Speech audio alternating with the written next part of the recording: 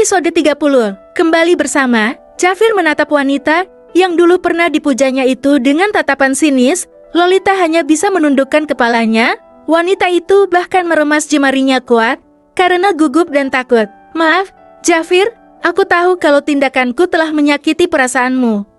Namun kamu harus tahu bahwa aku tidak pernah berhenti mencintaimu. Aku menolak lamaran itu karena jujur aku belum siap untuk menikah. Aku masih ingin mengembangkan karirku di bidang kuliner. Ucap Lolita memberanikan dirinya menatap mata pria yang masih sangat dicintainya itu. Jafir bisa melihat ketulusan di mata wanita itu. Sebenarnya dia juga bisa dibilang sebagai pria brengsek karena dengan senaknya memutuskan hubungannya dengan Lolita setelah wanita itu menolak lamarannya. Jafir bahkan tidak menanyakan bagaimana perasaan Lolita pada saat itu. Pria itu mengusap wajahnya kasar. Sepertinya dia memang pria jahat yang tidak berperasaan. Buktinya dengan mudahnya Jafir melupakan cintanya pada Lolita dan mencintai wanita lain ya. Jafir sadar akan obsesif terhadap sang mantan sekretaris, Sivana Ferguson. Wanita cantik, mandiri, dan juga sangat tangguh. Entah kenapa pesona Sivana langsung bisa membuat seorang Jafir berpindah ke lain hati. Lolita, maafkan aku. Sebenarnya aku yang salah di sini. Kamu wanita baik-baik. Kamu tidak seharusnya masih menginginkanku. Maaf telah berbuat kasar padamu tadi malam. Hiduplah dengan tenang dan jangan mengharapkan aku lagi. Sungguh aku bukan pria yang tepat untukmu, ujar Jafir tulus. Memang seharusnya Jafir melepaskan Lolita, dan Lolita berhak mendapatkan yang lebih baik darinya. Lolita wanita yang baik. Dia harus mendapatkan pria yang lebih baik. Bintang, bintang, bintang.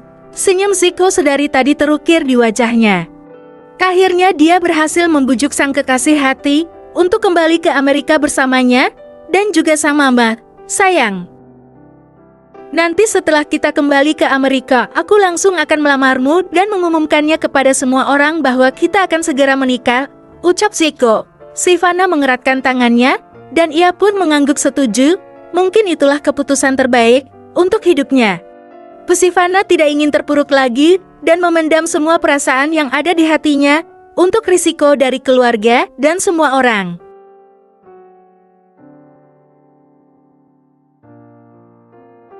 Akhirnya pesawat pun lepas landas dan ini adalah awal baru dari kehidupan asmara Sivana dan juga Ziko Poseze. Saat ini, aku sedang berada di dalam pesawat yang membawaku ke benua lain. Tidak disangka pelarianku yang belum genap 2 bulan itu akhirnya sia-sia saja hanya karena seorang presdir menyukaiku dan hampir membawaku ke atas ranjang.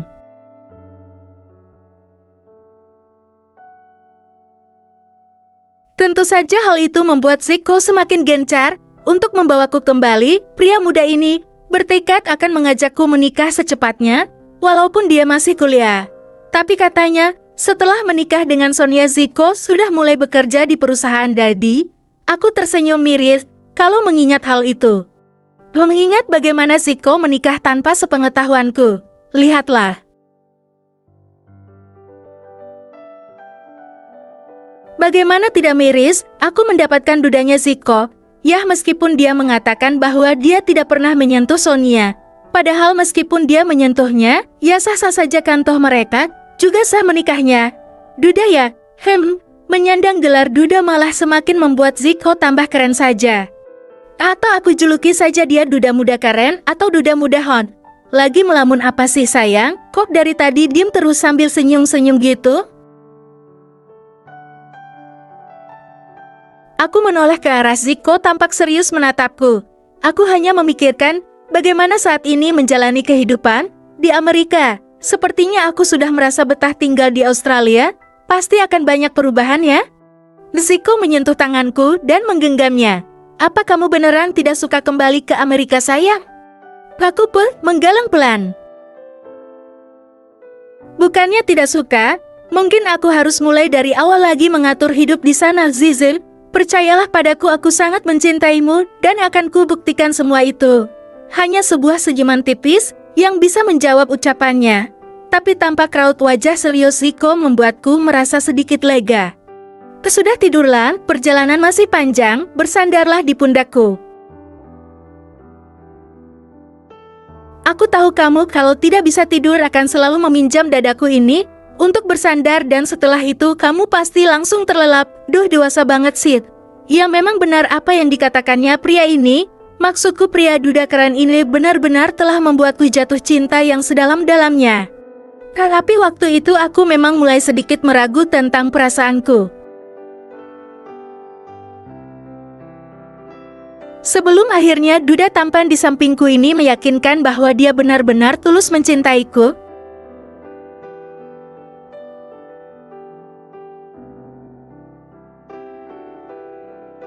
Akhirnya aku telah kembali ke Amerika dengan segala sesuatu yang telah aku pikirkan dengan matang-matang. Mobil yang aku tumpangi berhenti di depan rumah bergaya Eropa itu. Zico dengan sigap langsung membukakan pintu untukku. Ayo Tuan Putri, kita masuk. Terdengar kekehan kecil yang keluar dari mulut Mommy yang juga ikut keluar dari dalam mobil. Kamu benar-benar membuatku seperti Tuan Putri. Zico tersenyum ke arahku. Ya Tuhan, senyum itu selalu membuat hatiku meleleh. Aku benar-benar terperosok dalam pesonanya. Aku melangkah bersama Zico yang menggenggam tanganku erat. Seakan mengatakan kepada semua orang yang menyambut kami bahwa dia benar-benar akan menunjukkan perasaannya.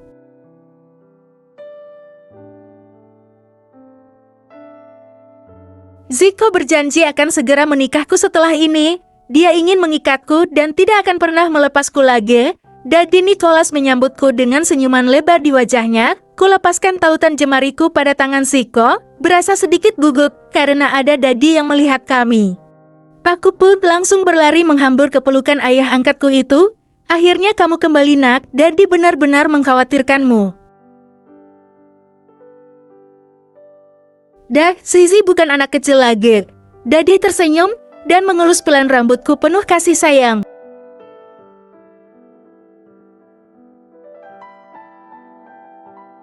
Sentuhan yang selalu membuatku nyaman dan merasakan bagaimana rasanya mempunyai seorang ayah. Tapi kamu pergi karena marah, bukan karena tugas seperti kemarin. Iya Dad, maafin Zizi ya. Ku lepaskan pelukan Daddy Nicholas kemudian ku gandeng lengannya untuk masuk ke dalam ruang keluarga.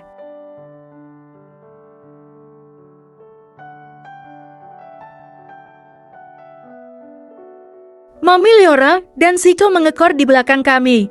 Kemudian keduanya ikut duduk di sofa depanku. Masih sama seperti dulu, sebuah kehangatan keluarga yang dirasakan dari keluarganya ini. Kalau ada masalah itu dibicarakan sayang, jangan langsung pergi begitu saja. Untung saja Mommy berhasil membawamu kembali. Pak, itu juga berkat bujuk rayuku pada Ziza, Zico menyala.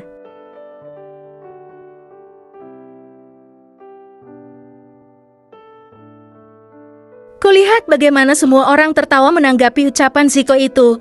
Pak, Ma, izinkan aku melamar Zizi dan menikahinya, Dad. Ya Tuhan, kenapa Zico terburu-buru sekali? Kami bahkan baru saja mendudukkan diri di sofa.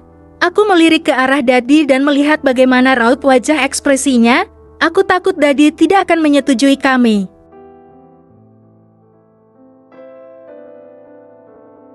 Hai boy, kamu baru saja bercerai sebulan yang lalu dengan Sonia, dan sekarang sudah melamar Zizu, dan akan menikahinya?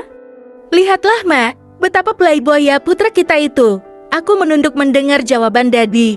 Tuh kan sepertinya Daddy tidak akan langsung setuju begitu saja, meskipun cerita Mommy mengatakan bahwa Daddy tidak masalah kalau kita saling jatuh cinta. Tapi Pak, memangnya kenapa kalau Zico baru bercerai sebulan yang lalu? Yang penting aku mempunyai akta cerai asli. Itu artinya aku pria yang bebas dan boleh menikah lagi.